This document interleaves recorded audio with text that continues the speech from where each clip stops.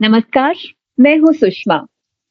उजाले अपनी यादों के हमारे साथ रहने दो, न जाने किस गली में जिंदगी की शाम हो जाए। कहते हैं जीवन बनता है पलों से और कोई भी पल तब खूबसूरत हो जाता है जब उसमें कुछ खास बात हो जाए। ऐसी ही खास बातों से तो सजा है हमारा जीवन। तो हमारी बातचीत में हम तलाशेंगे अपने खास मेहमान के खास पल इन बातें दिल की। चले चलिए कि चलना ही दलीले कामरानी है, जो थक कर बैठ जाते हैं वो मंजिल पा नहीं सकते। हफीज बनारसी की ये पंक्तियां हमारे आज के मेहमान की जीवन यात्रा या यूं कहे कर्म यात्रा पर सटीक बैठती हैं, जो पिछले 45 वर्षों से रंगकर्म से जुड़े हुए हैं और अपनी कला के रंगों से नित नई तस्वीर बनाकर सभी को आकर्षित करने का फन रखते हैं। राजस्थान के जाने माने नाट्य लेखक, निर्देशक, व्यंग्यकार श्री अशोक राही। राजस्थान संगीत नाटक अकादमी अवार्ड, राजस्थान साहित्य अकादमी अवार्ड, सवाई माधोसिंह कला award, best theatre promoter award Haryana, ऐसे बहुत से अलंकरण के अलावा दर्शकों के दिलों के प्यार को भी अपने जीवन का हिस्सा बनाते हुए हर नए पल में कुछ नया रचने की कला के महारथी हैं। नमस्कार अशोक राही जी। नमस्कार, नमस्कार सुषमा जी, बहुत बहुत धन्यवाद आपका जी। आपके दिल की बातें जानने का मौका आज हमारे पास आया है, तो लेके चलिए हमें अपने बचपन के शहर, घर आंगन में और उस पल में जब आपके मन में ये विचार आया कि पहली बार कि कलम और रंगमंच आपके जीवन साथी बनेंगे। असल में जैसा कि अक्सर होता है, कई बार हमारे जो बचपन में जो हमारी स्मृतियां होती हैं, बचपन में जो हम जिस माहौल में रहते हैं, उस माहौल का आदमी के ऊपर बहुत भारी प्रभाव पड़ता है। ये तो दुनिया के सारे मनोवैज्ञानिक कहते हैं और मुझे लगता है कि मेरे साथ भी यही हुआ। बचपन में मैं अपनी बुआ जी के साथ रामलीला और इस तरह हमारे शहर में, मैं आपको बताऊं कि मैं एक छोटा सा शहर है अलवर, उसका रहने वाला हूं। तो उस शहर में ये रामलीला होती थी, भर्तृ महाराजा भर्तृहरि नाटक होता था। तो बहुत 4-5-6 साल का था तब वो देखने जाते थे, तो उसका कुछ प्रभाव रहा होगा। और उसके बाद में ये संयोग की बात है कि मेरे पिता सिनेमा इंडस्ट्री से जुड़े हुए थे। हमारे सिनेमा हॉल थे राजस्थान में 2-3, और मैं बचपन में मेरा जो खेलने का समय था वो ज्यादातर सिनेमा हॉल में बीतता था, कि स्कूल से आए, अपना बस्ता घर पे पटका और जाके सिनेमा में बैठ गए। और ऐसा भी नहीं कि कोई पूरा सिनेमा देख रहे हैं, पर कभी 10 मिनट देखा, कभी 15 मिनट देखा, कभी ना देखा। तो इस तरह वो तो उस जमाने की जो मैं बात कर रहा हूँ आपसे, ये 1965, 66, 67, 68, उस जमाने की जो फिल्में थी वो बहुत प्रभावशाली फिल्में हुआ करती थी। राज कपूर साहब थे, राज कपूर की संगम उन दिनों मैंने जितनी भी मेरे समझ में आई देखी, देवानंद साहब की गाइड देखी, दिलीप कुमार साहब की जो गंगा जमुना फिल्म है वो देखी, मनोज कुमार की उन दिनों बड़ा नाम था, उनकी एक बड़ी प्रसिद्ध फिल्म थी शहीद, और उसके बाद में उपकार फिल्म आई उनकी। तो ये सारी फिल्में देखते देखते उनका संगीत, वो सारा माहौल, हो सकता है कि वो मेरे दिमाग में रहा हो। और फिर कॉलेज के जमाने में जब मैं पढ़ता था, मैंने पहली बार मैं नाटक से जुड़ा। जी सुषमा जी। जी, तो नाट्य लेखन की यात्रा यूं कहें कि तब से आरंभ हुई जब आप कॉलेज में पढ़ते थे। जी जी जी, मैं ये कह रहा हूँ कि नाट्य लेखन की यात्रा तब से शुरू नहीं हुई। नाटक के प्रति जो अनुराग है, कला के प्रति जो बात है दिल में कि ये कुछ है, कुछ करना चाहिए। वैसे मूलतः मैंने विज्ञान पढ़ी है, आपने भी विज्ञान पढ़ी है मुझे पता है। तो लेकिन विज्ञान के साथ साथ ये कला के इस क्षेत्र में फिर कुछ जीवन चला जाएगा, ये उस समय नहीं सोचा था।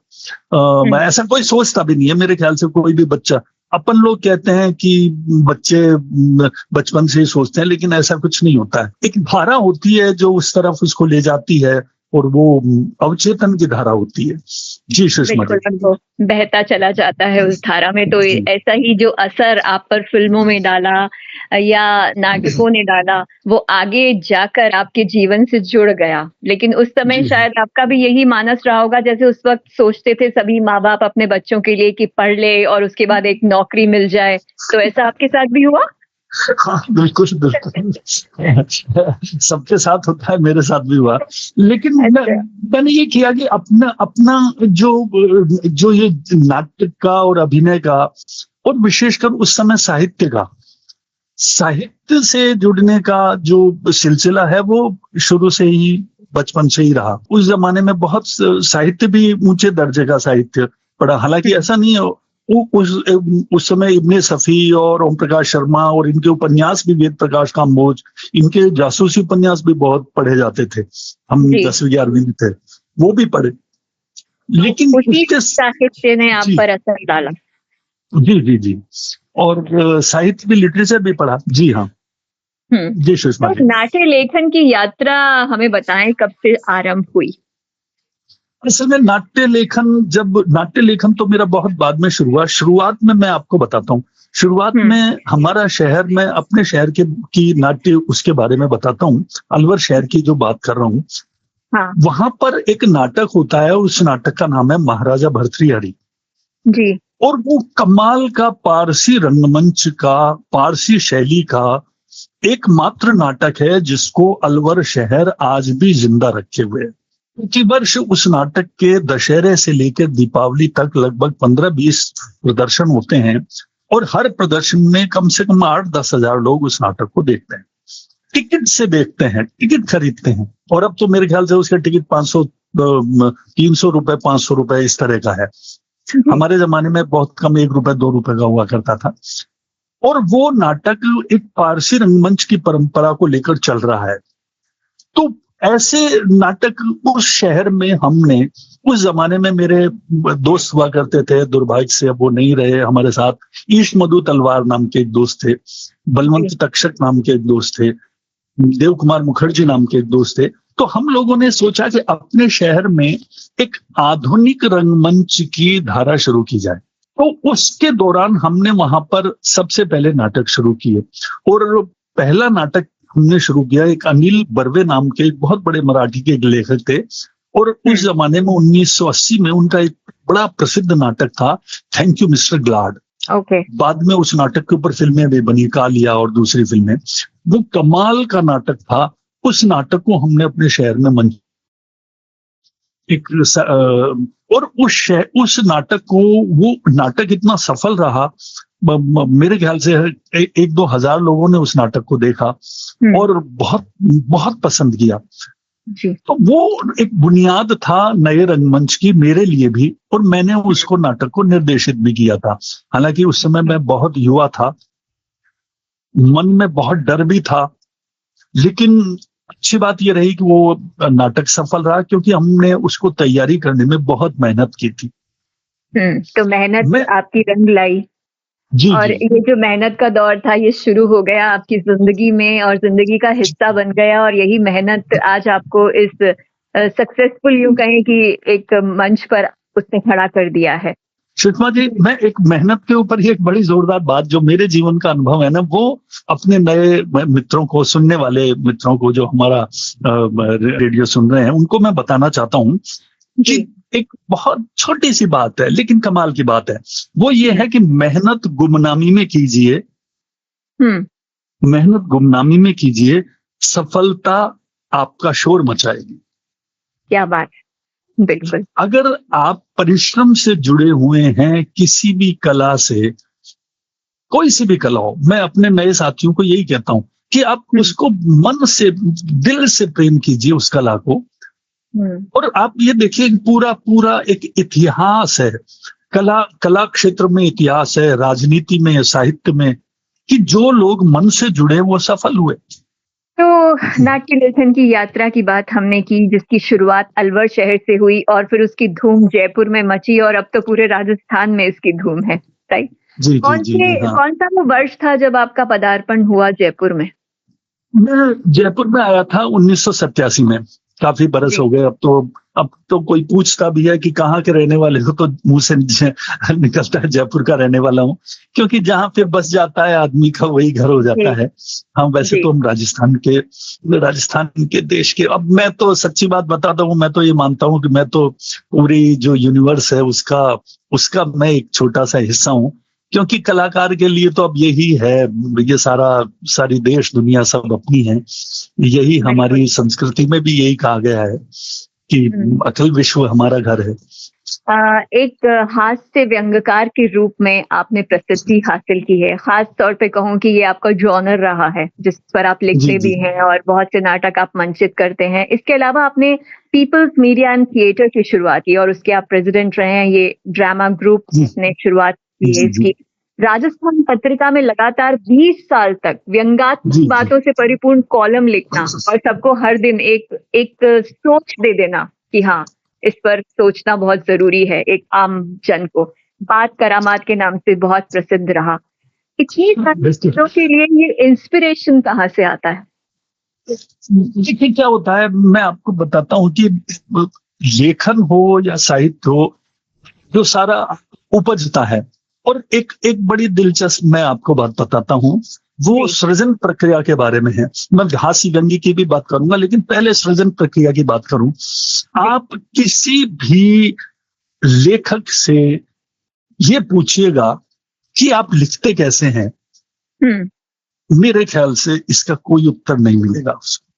आप वो उत्तर दे ही नहीं पाएगा।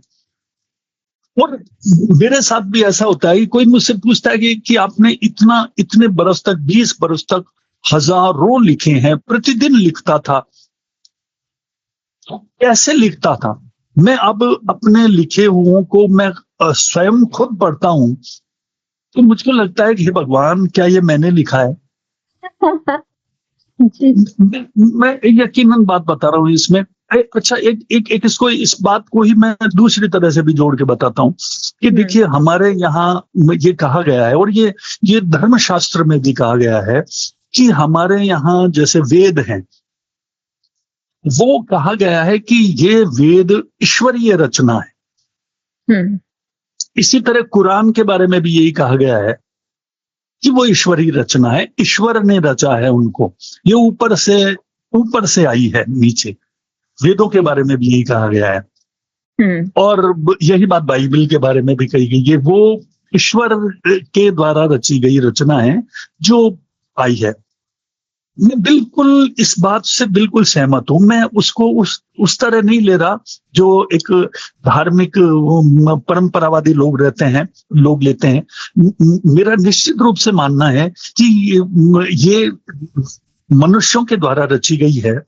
लेकिन मैं एक बात आपको बता देता हूं कि उस मनुष्य को भी बिल्कुल पता नहीं होता, जब वो अपना रचना लिखता है, कि हम्म। वो उसने कैसे लिख दी। ये बिल्कुल। एक बहुत बड़ी बात है। और आप चाहे इसमें गालिब को पढ़ लीजिए, कबीर को पढ़ लीजिए, वो सब, तुलसी को पढ़ लीजिए, वो अपनी रचना प्रक्रिया में ये बात जरूर कहते हैं कि हमें खुद को नहीं पता कि ये हमने कैसे लिख दी। हालांकि लोग उसको कहते हैं कि ये इन्होंने विनम्रतावश कही है, लेकिन वो हम्म। बात विनम्रतावश नहीं कही है, वो बात बिल्कुल सच है।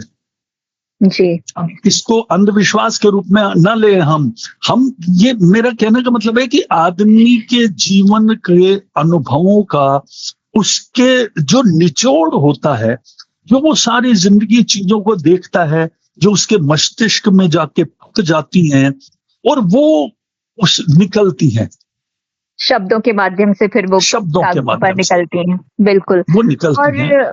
कुछ जी। ऐसा भी होता है कि हर दिन हमारे साथ कुछ ना कुछ ऐसा होता है या हम कुछ ऐसा लोगों में देखते हैं, तो आपकी जो एक किसी को देखने की या किसी प्रक्रिया को समझने की शक्ति आपके अंदर होती है, तभी आप उसे कर पाते हैं, वैसा कर पाते बिल्कुल, हैं? निश्चित रूप से। चलिए, मैं एक सवाल आपसे पूछता हूँ सुषमा।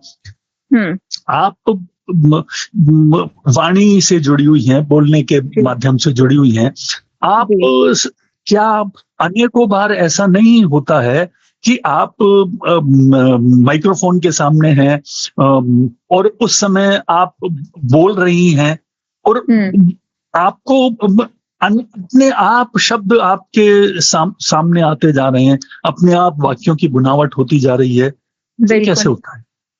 हाँ, वो होता है या नहीं हमारे होता है? अंदर पहले तो ये बताइए। बिल्कुल होता है, बिल्कुल होता है, सही कह रहे हैं आप।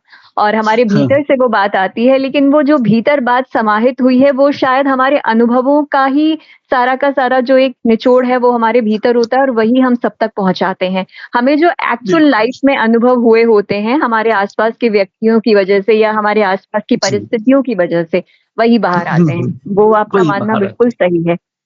अब देखिए, जी। अब हास्य व्यंग्य पे आते हैं अपन। हुँ, हास्य में या व्यंग्य में हुँ, प्रतिदिन मुझको लिखना है। एक निश्चित समय पे लिखना है, अखबार छपेगा। चाहे मेरी तबीयत खराब है, चाहे मेरे घर में कोई खुशी है, चाहे मेरे बेटे का ब्याह है, चाहे ये है कि मेरी नानी का स्वर्गवास हो गया और मुझको, लेकिन मुझको लिखना है, जी। क्योंकि अखबार आप इस बात का इंतजार नहीं करेगा हुँ, कि तो आपको तो लिखना ही है।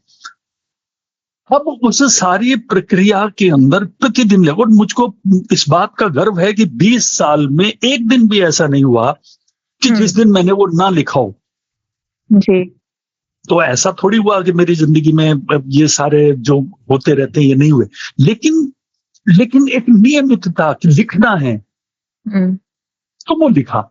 और अब बहुत सारे युवा मित्र पूछते हैं कि आपके आइडिया कहाँ से आते हैं। जी। देखिए, ये भी मैं आपको बताता हूँ।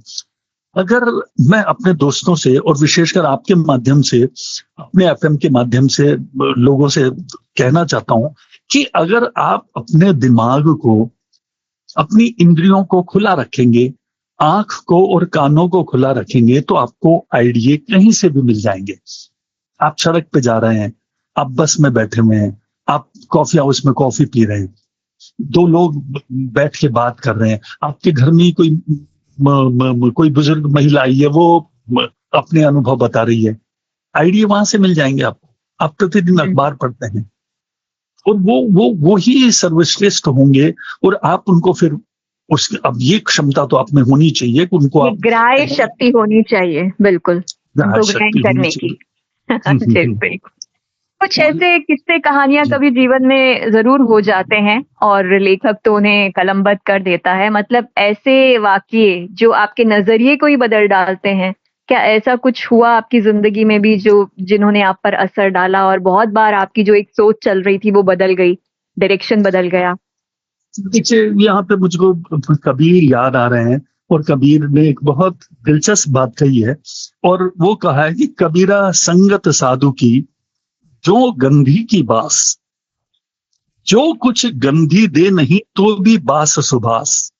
हुँ, इसका अर्थ ये है कि अगर आप किसी इत्र फरोश के साथ बैठे हुए ही हैं, बेशक वो आपको इत्र देगा नहीं, लेकिन उसके साथ बैठने से उसकी जो खुशबू है, इत्र की, उसके इत्र की खुशबू, वो तो आपके इर्द गिर्द मन रहेगी, वो तो आपको उल्लासित करेगी, आनंदित करेगी। बिल्कुल। संगत का बड़ा महत्व है सुषमा जी। आप किस संगत में बैठते हैं? हुँ, अगर अगर आप विद्वान लोगों की संगत में, विद्वानों का, देखिए यहाँ विद्वानों का मतलब ये नहीं कि वो कोई विश्वविद्यालय के प्रोफेसर के साथ पीएचडी बैठे हो, नहीं। होल्डर्स जी, नहीं नहीं नहीं जी। नहीं, विद्वानों से मतलब है कि जीवन के अनुभवों से पके हुए। जैसे बात करामात में मैं सबसे ज्यादा जो बातें लिखता था वो मेरी नानी की लिखता था, जो मेरी नानी ने बचपन में मुझको बातें करती थी, उसकी हरकतें हुँ, कैसे बात करती थी। मैं सबसे ज्यादा बातें, एक मेरा दोस्त था राधे, वो नहीं रहा, वो बिल्कुल लेमैन था, उसको दुनियादारी से कोई मतलब नहीं। और उस राधे के साथ जो मैं बीतता था, वो बैठता था, उसकी बातें, मैं राधे की बातें लिखता था, तो वो लोगों को बड़ी पसंद आती थी। वो कहती, वाह वाह यार, आप तो कमाल करते हो। तो ये हुँ। मेरा कहने का मतलब है जी। जी, बिल्कुल। रंगमंच आपके जीवन में बहुत ही महत्वपूर्ण रहा है या यूँ कहूँ कि मतलब जो आपकी लाइफ सेंटर्ड रही है वो रंगमंच को लेकर रही है, राइट? जी इसी जी। रंगमंच को आपने बहुत महत्व दिया है और इसी क्षेत्र में आप अब बहुत सारे बच्चों को भी आगे लाने का प्रयास कर रहे हैं अपने वर्कशॉप्स के द्वारा। ये जो रंगमंच होता है, इसका हमारे जीवन में किस तरह महत्व होता है? किस तरह आप जीवन यात्रा को जोड़ते हैं एक रंगमंच से? हम्म, देखिए, मैं तो पुनः नई पीढ़ी को एक दिलचस्प एक छोटी सी कुछ कविता के माध्यम से कहना चाहता हूँ कि वो उनको बहुत याद रखना चाहिए। एक छोटे से 4 लाइनें हैं, किसी शायर ने लिखा है कि नए कमरों में अब चीजें पुरानी कौन रखता है, परिंदों के लिए कुंडों में पानी कौन रखता है, हम्म। तुम भी संभाले हो गिरती हुई दीवारों को अब, वरना सलीके से बुजुर्गों की निशानी कौन रखता है। बहुत खूब। ये बुजुर्गों की निशानी को संभालना, यहाँ बुजुर्गों की निशानी का मतलब ये नहीं कि हम उनके घर को संभाल लें, हम वो जो रिवायत है, जो संस्कार है हमारी, जो हमारे पीढ़ियों से हमारी संस्कृति में है, इन संस्कारों को संभालना। और थिएटर में भी यही है। देखिए, थिएटर हमारे यहाँ सबसे, सारे विश्व में सबसे पुरानी जो परंपराएं हैं वो हमारे देश में मिलती है भरत मुनि के नाट्यशास्त्र में, जो हजारों बरस पहले की है। और इसमें कोई दो राय नहीं है कि यूनान के अंदर भी सैकड़ों साल पुराना हजारों बरस पुराना रंगमंच है, लेकिन हमारी परंपरा यूनान के जो रंगमंच है, यूनानी रंगमंच से भी पहले की है। और पश्चिम में तो स्टैनिस्लैवस्की वगैरह, वो तो 18वीं 19वीं सदी के लोग हैं, वो तो जी। बाकी जो कुछ है। तो इस परंपरा को जो हमारे भरत मुनि ने नाट्यशास्त्र में लिखा है, उस परंपरा के अनुसार अपना नाटक करना। और मेरा उद्देश्य यह है कि नई पीढ़ी को मैं यही सिखाता हूं। बहुत छोटी छोटी बातें उन्होंने तो नाट्यशास्त्र पढ़ने में तो आदमी की सारी जिंदगी गुजर जाए तो भी वो उसको नहीं समझ सकता। इतनी सारी बातें उन्होंने इतने बारीक ढंग से लिखी गई हैं। वो पता नहीं भरत मुनि एक थे या कई पीढ़ियों ने वो लिखा है, इस बात की दूसरी बात है। नई पीढ़ी को मैं ये समझाना चाहता हूं कि नाटक जो एक ऐसी कला है जिसमें सारी कलाएं समाहित हैं। देखिए, नाटक में संवाद अदायगी, बोलने की कला है, नृत्य है, अंग संचालन है, नाट्य तो है ही उसके अंदर, इसके अंदर संगीत है, नाट्य संगीत, मनोविज्ञान है, सामूहिकता है कि नाटक कोई एक आदमी नहीं कर सकता। नाटक के लिए बड़े एक ग्रुप की जरूरत पड़ती है जी। वो एक समूह की। और ये सारी की सारी चीजें जो मैनेजमेंट है, जिसको सिखाया जाता है, जिसको लाखों 10 लाख रुपए फीस होती है अच्छे कॉलेज में, MBA की फीस, ये बातें वहां पे भी सिखाई जाती हैं। वो ठीक है, वो एक व्यवस्थित रूप से, उनकी एक भाषा है, उनकी एक थ्योरी है, उनका एक सब कुछ है। लेकिन नाटक में भी वो ही चीजें सिखाई जाती हैं। नाटक में अनौपचारिक ढंग से सिखाई जाती हैं, नाटक में उसको कलात्मक ढंग से सिखाई जाती है। जी। और यही कारण है कि पिछले दिनों सुषमा जी, अलग अलग डिसिप्लिन के जो बच्चे मैनेजमेंट पढ़ चुके हैं, वो बच्चे, जो बच्चे MBBS कर चुके हैं, वो बच्चे, ऐसे बच्चे जो PhD कर रहे हैं, ऐसे बच्चे जो आर्किटेक्चर में आर्किटेक्ट बन गए, वो, और बहुत सारे ऐसे बच्चे कि जो अपना भविष्य ही इस कला माध्यम में तलाशते हैं कि हमको तो मुंबई जाना है और अभिनेता बनना है। जी। तो ऐसे सैकड़ों बच्चे मेरे जीवन में, सैकड़ों, तो हो सकता है कि 1000 के आसपास संख्या हो गई हो, क्योंकि हर बरस 50, 60, 100 बच्चे आ जाते हैं। तो हजारों बच्चे मेरी जिंदगी में आए। और वो, देखिए, मैं एक बात और बताता हूं सुषमा जी, कि कोई जरूरत नहीं है कि आप उस कला को अपनी जीविका का भी साधन बनाए। कोई सी भी कला हो, चाहे संगीत की कला है। मैं आपकी बात करता हूं, जितना मैं आपके बारे में जानता हूं, आपने भी शुरुआत संगीत से की थी ना? जी। गायिका थी आप, प्रसिद्ध गायिका रही थी आपने, एक बहुत बड़ा राष्ट्रीय स्तर का पुरस्कार भी जीता है। जी जी जी। लेकिन वो सारी चीजें मनुष्य के काम आती हैं और उसके जीवन को एक अच्छा बनाने में, एक जिसको कहते हैं प्रफुल्लित करने के अंदर ये सारी कलाएं काम आती हैं। तो सबसे पहली बिल्कुल। बात तो मैं कहता हूं कि जरूरी नहीं है कि आप नाटक से जुड़े, आप बोलने से जुड़िए, आप पेंटिंग से जुड़िए, आप नृत्य से जुड़िए, आधुनिक नृत्य कीजिए। कोई वो ऐसा नहीं है कि आप भरतनाट्यम या कथक या कथकली करेंगे। आप जो आधुनिक नृत्य है उसकी जो कोरियोग्राफी आजकल करते हैं उससे जुड़िए। यानी आर्ट को अपनी लाइफ में एक इम्पोर्टेंट जगह देनी बहुत जरूरी है। बिल्कुल, निश्चित रूप से जी जी जी हाँ। और जिंदगी के जो चैलेंजेस होते हैं, मुझे लगता है एक आर्टिस्ट उन्हें बहुत अच्छी तरह से हैंडल कर लेता है। चैलेंजेस को कैसे हैंडल करना है ये भी हमें रंगमंच बहुत अच्छे से बखूबी सिखा देता है। अब बात करते हैं कुछ मेमोरेबल प्रोजेक्ट्स की। आपके बहुत से प्रोजेक्ट्स रहे हैं, रेडियो में आपने बहुत कमाल का काम किया है, रंगमंच तो किया ही है। तो कुछ ऐसे पल जब आपको वाकई गर्व हुआ हो और अपनी टीम पर गर्व हुआ हो, अपने जो भी आपका कार्य रहा उस पर गर्व हुआ हो, कुछ ऐसी चीजें, कुछ ऐसी बातें जो सभी को बताना चाहेंगे? जी जी, मैं दो तीन बातें बताता हूँ। एक तो सबसे बड़ा युवा पीढ़ी के लिए और नौजवानों के लिए, किसी के भी लिए भी एक दो बातें मैं जो कहना चाहता हूँ वो एक है कि खुदा के हाथ में मत सौंप सारे कामों को, बदलते वक्त में कुछ अपना इख्तियार भी रख। जी। कुछ काम अपने लिए भी छोड़ मेरे प्यारे दोस्त, भगवान के भरोसे मत रहे। जो करेगा भाग्य करेगा, जो होगा ईश्वर चाहेगा वो होगा, वो तो होता ही है, चलो ठीक है मान लिया उसको भी। लेकिन जब आप खुद उसमें नहीं लगेंगे, उदाहरण के लिए मैं एक बात बताता हूँ। मैंने एक नाटक किया जिस नाटक की अवधि थी 10 घंटे, रामचरितमानस। बिल्कुल 10 घंटे। आमतौर से हम 1-1.5 घंटे का नाटक करते हैं, उस नाटक को हमको तैयार करने में लगभग 3 महीने लगते हैं। 90 दिन में एक नाटक तैयार होता है। बहुत बड़ी प्रक्रिया है नाटक की तैयार करने की, क्योंकि एक सामूहिक विधा है। 10 घंटे के नाटक को तैयार करने में, उसकी तैयार करने में मैंने कम से कम 8 महीने तो उसकी स्क्रिप्ट पे काम किया। दुनिया भर की किताबें पढ़ी, दुनिया भर की, मैंने वाल्मीकि रामायण पढ़ी, रामचरित मानस पढ़ी, राधेश्याम जी की रामायण पढ़ी, मेघोजी गोदारा की रामायण पढ़ी। एक दक्षिण की एक बहुत बड़ी संत हैं, उनकी रामायण पढ़ी।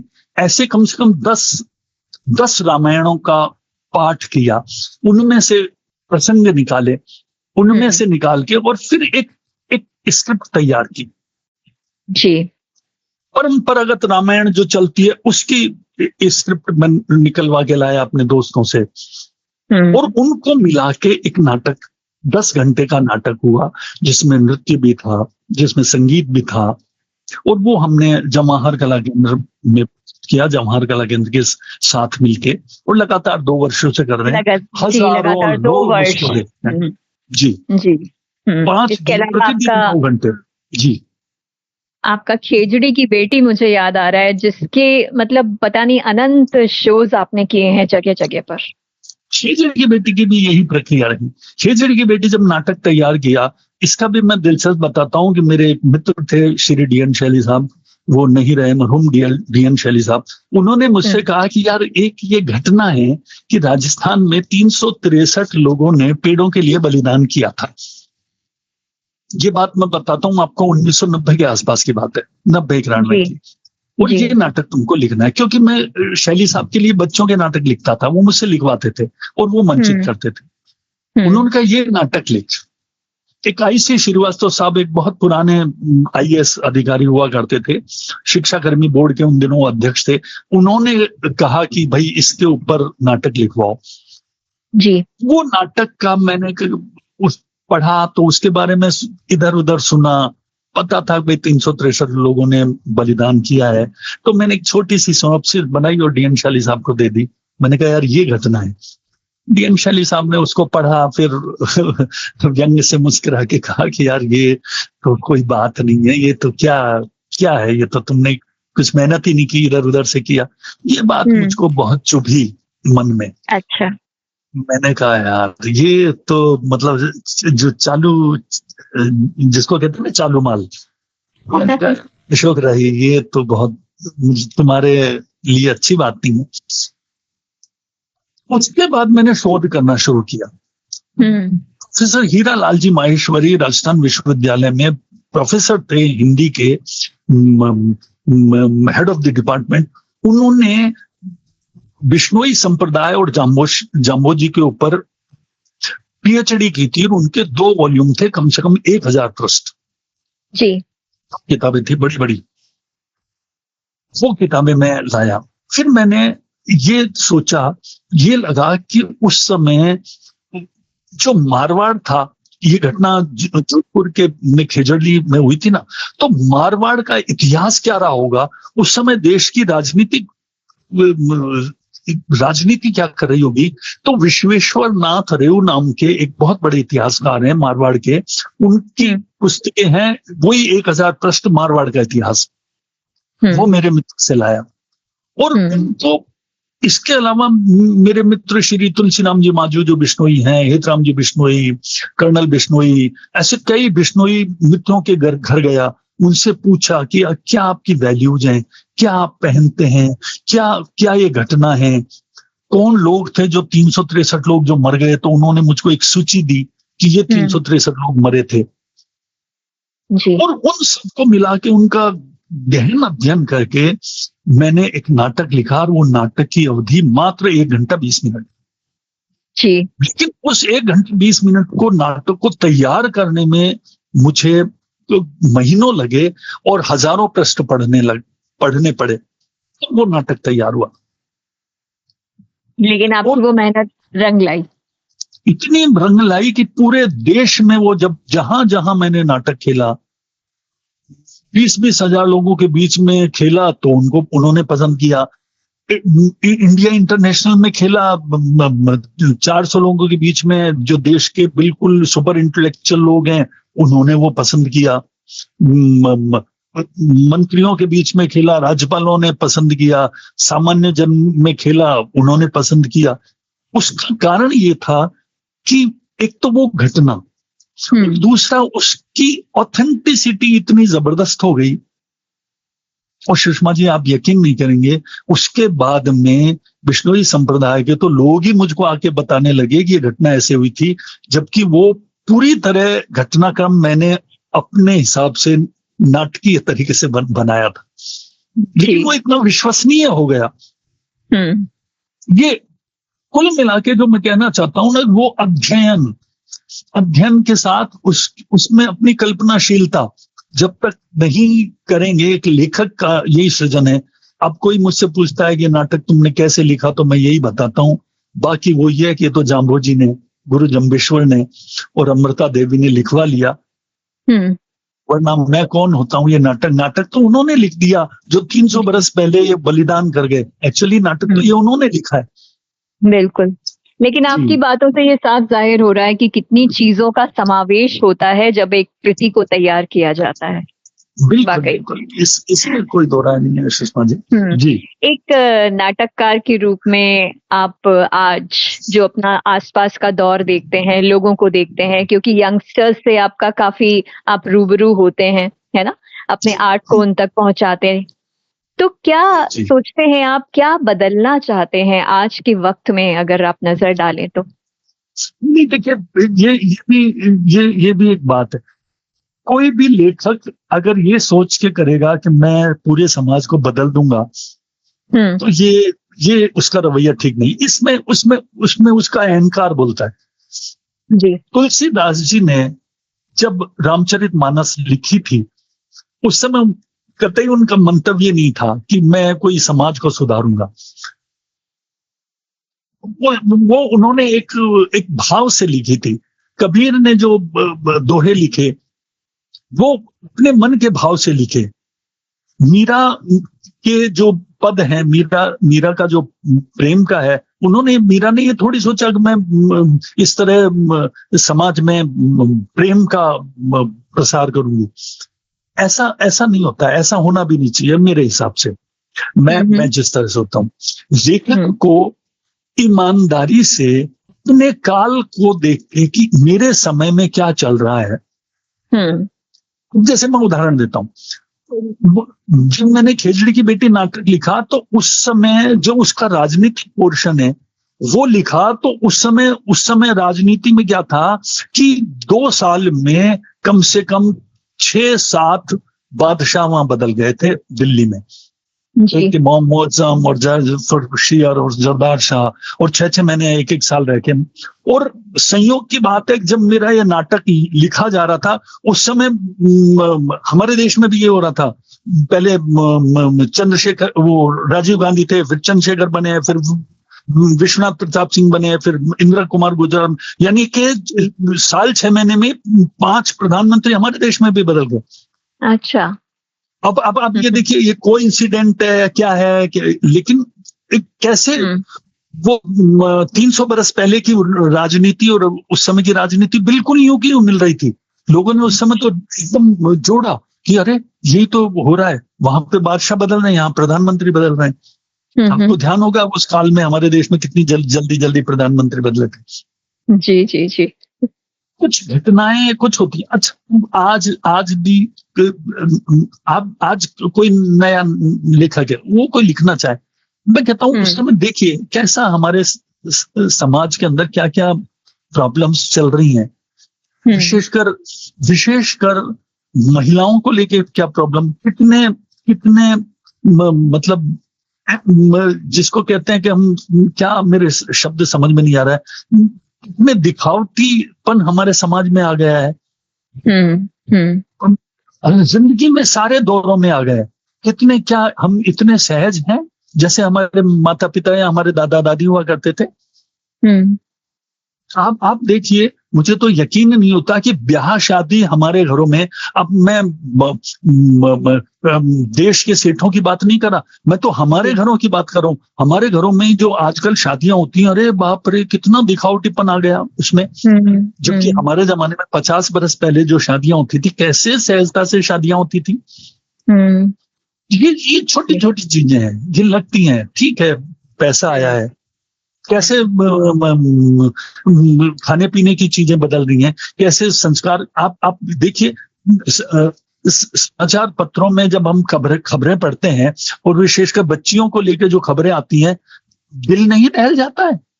बिल्कुल बिल्कुल। आप एक लेखक का ये अपने आप दायित्व बनता है, और अपने आप उसको वो लिखता है, और लिख भी रहे हैं, ऐसा नहीं है कि नहीं लिखा जा रहा, लिख रहे हैं।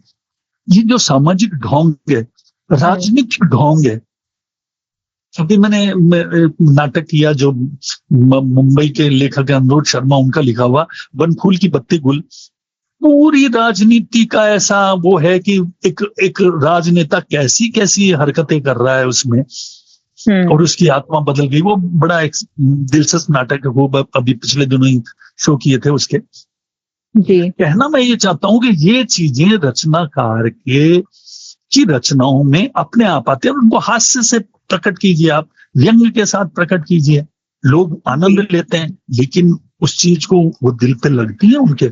ऐसा नहीं है वो सोचते हैं कि यार ये गलत है तो गलत है। जी सुषमा जी। अशोक राही जी ने वैसे तो बहुत कुछ अभी तक अपनी जीवन यात्रा में पाया है, लेकिन ऐसा होता है कि बस जीते जीते हमारे जो सपने हैं वो बदलते रहते हैं। तो ऐसा कोई सपना जो अभी भी बाकी है, आप देखते हैं और उसे यथार्थ का स्वरूप देना चाहते हैं? तो मुझे गालिब याद दिला दिया। गालिब लिख के गए हैं कि हजारों ख्वाहिशें ऐसी कि हर ख्वाहिश पे दम निकले, हर ख्वाहिश पे दम निकले। बहुत निकले मेरे अरमाफ, लेकिन फिर भी कम निकले। तो कुछ छूट जाता है। निश्चित रूप से छूटता है। एक आदमी अपने जीवन में क्या कर सकता है, कितना लिख सकता है, ऐसा कुछ नहीं है। और देखिए एक और दिलचस्प बात बताता हूँ, वो हमारी परंपरा में, हमारे देश की परंपरा में ही, हमारे यहाँ पे कोई रचना, महान रचना गुरु शुरू करता था लिखना, और गुरु अपने पूरे जीवन में लिखता रहता था, और उसके बाद में उसका जीवन कम पड़ जाता था तो उसके शिष्य उसको लिखते थे, पूरा करते थे। जी। पूरा करते थे। और मजे की बात कि वो अपना नाम भी नहीं देते थे उसमें, शिष्य, नाम गुरु का ही चलता था। महाभारत जैसी महान रचनाएं जिसमें 1,00,000 श्लोक हैं, नाट्य शास्त्र जैसी रचनाएं, ये किसी एक आदमी का काम नहीं है जी। ये बड़ी लंबी परंपरा है, ये परंपरागत तरीके से लिखी हुई चीजें हैं। ये तय है, लेकिन नाम वेद व्यास जी का ही है और बाकी लोग पूछते भी नहीं है और कहते भी नहीं है और शिष्य भी नहीं कहते थे। हमारे देखिए आज भी लोक के अंदर ये परंपरा चलती है। जैसे एक भगत नाम के एक मान लो लेखक हैं जो लोक गीत लिखते हैं, तो उनके जो शिष्य है ना वो भी भगत नाम से लिखेंगे। और इस परंपरा को कहते हैं भोग लगाना। जी। जैसे अपने आते हैं ना शब्द आते हैं कि बीच में गजल के अंत में शायर का नाम आता है, ऐसे वो अपने गुरु का नाम ही उस रचना के अंत में लिखते हैं। जी। कबीर के नाम से ऐसी हजारों रचनाएं समाज में घूम रही हैं जिनमें कबीरा कहत कबीर सुनो भाई साधो, कबीर ने लिखी है लेकिन कहत कबीर सुनो। अगर मान लो उनका कोई अनुयायी है तो वो भी यही लिखेगा कहत कबीर सुनो भाई साधो। ये ऐसा डेडिकेशन, ऐसा समर्पण, ऐसी परंपरा ये हमारी परंपरा में मिलती है, हमारे देश की साहित्यिक परंपरा में। जी बिल्कुल, हम आपकी जो डेडिकेशन है उसको भी सलाम करते हैं और चाहेंगे कि जो भी यंगस्टर्स हैं जो आप ही के पद चिन्हों पर चलना चाहते हैं, ऐसा सपना देखते हैं, क्या उनके लिए कहना चाहेंगे और क्या कुछ बातें हैं जो उनके साथ, क्योंकि आप शेयर करते ही रहते हैं अपनी वर्कशॉप्स के जरिए, उन नए बच्चों को बहुत सारा इंस्पिरेशन देते रहते हैं, तो आज क्या कहना चाहेंगे? मैं सिर्फ एक बात कहना चाहता हूँ, वो सुन लीजिए कि इस अंधेरे में तो ठोकर ही उजाला देंगी, इस अंधेरे में तो ठोकर ही उजाला देंगी, रात जंगल में कोई शम्मा जलाने से राह। आपको स्वयं ही करना पड़ेगा। तब बुद्ध कह के गए थे, बुद्ध जब मरने लगे तो उनका जो शिष्य था, जो उनका भाई भी था, चचेरा भाई आनंद, 40 बरस तक उनके साथ रहा था, वो रोने लगा और कहने लगे कि तथागत आप जा रहे हैं, हमारा क्या होगा? तो तथागत ने कहा कि अप दीपो भवे, अपने दीपक खुद बनो। जी। नई पीढ़ी को अपना दीपक खुद बनना पड़ेगा।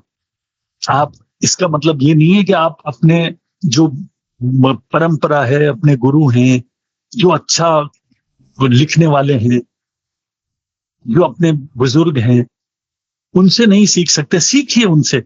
वो तो सबसे बड़े आपके साथी हैं, लेकिन अंत में आपको खुद ही खड़ा होना पड़ेगा, खुद ही सीखना पड़ेगा। और मैं इस बात को उस तरह ना लिया जाए, खुद शिताई में ना लिया जाए, लेकिन मेरा तो नाटक में कोई गुरु ही नहीं रहा कि जिससे मैंने सीखा हो। लेकिन यूं देखते हैं तो हजारों दत्तात्रेय की तरह हर वो साथी, हर वो गलती मेरी गुरु थी।